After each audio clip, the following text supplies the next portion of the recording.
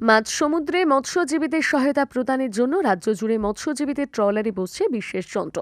Two way MSS transponder নামক যন্ত্রের মাধ্যমে মৎস্যজীবীদের বিপদ সংকেত, অবস্থান এবং দুর্যোগের সময়ে জরুরি বার্তা পাঠাতে সাহায্য করবে।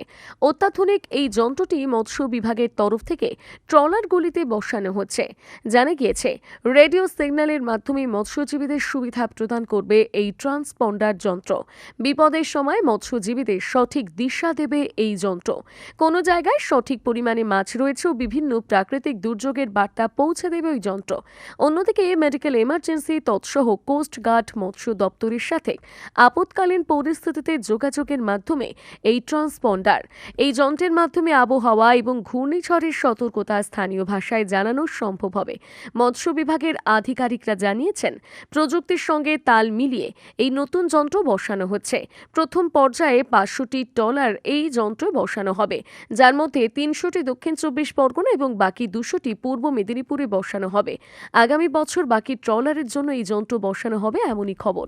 যন্ত্রের খরচ বহন করবে সরকার। এখানে ট্রান্সপন্ডার বলে একটা মেশিন বসানো হচ্ছে, যেটা মৎস্যজীবীদের পক্ষে খুব উপকার।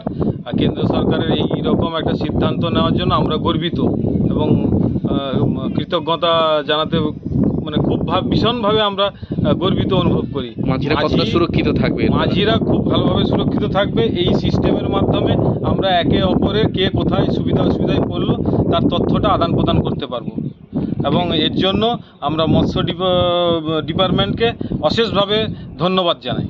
বিশাল উপকারে লাগবে এই যন্ত্রটি।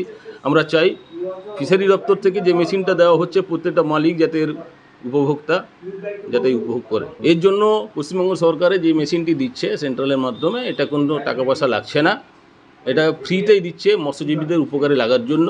আমি চাই প্রত্যেকটা মৎস্যজীবী যদি লাগায় এটা উপকৃত হবে। ট্রলারে প্রত্যেকটা ট্রলারে বসানোর চিন্তাভাবনা আছে, এখন ধাপে ধাপে চলছে।